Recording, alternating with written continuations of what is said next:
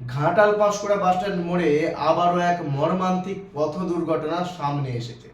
স্থানীয় সূত্রে জানা গেছে, গতকাল সকালে একটি লরি পিছন থেকে এসে এক বাইক আরোহীকে ধাক্কা মেরে পিষে দিয়ে চলে যায়, যার ফলে ওই এলাকায় ওই ঘটনাকে ঘিরে তীব্র চাঞ্চল্য ছড়িয়ে পড়ে।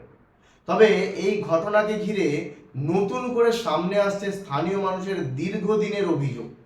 বহু মানুষের দাবি, এই গুরুত্বপূর্ণ মোড়ে এখনো পর্যন্ত স্থায়ী ট্রাফিক নিয়ন্ত্রণ ব্যবস্থা নেই। ট্রাফিক সিগন্যালের অভাব, রাস্তার ধারে দোকানগুলি বসে ফুটপাতকে দীর্ঘদিন ধরে দখল করে রাখা এবং জ্যাব্রা ক্রসিং কার্যকর না থাকার কারণে পথচারী ও সাইকেল আরোহীদের প্রতিদিন ঝুঁকি নিয়ে পার হতে হয়।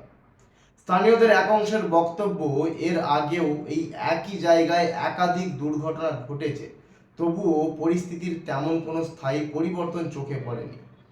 এই পরিস্থিতিতেই এখন প্রশ্ন উঠছে, ঘাটাল পাঁশকুড়া বাস স্ট্যান্ডের মতো ব্যস্ততম একটা রোডে ট্রাফিক ব্যবস্থাকে কি আরো সক্রিয় করা জরুরি ছিল না? সাধারণ মানুষের এই দাবিগুলো কতটা গ্রহণযোগ্য, আর প্রশাসনের ভূমিকা নিয়েই কি ভাবছেন স্থানীয়রা, এই বিষয়ে আপনার মূল্যবান মতামত জানাতে ভুলবেন না। দেখা হচ্ছে পরবর্তী কোনো ভিডিওতে। আজকের জন্য এইটুকুই। নমস্কার।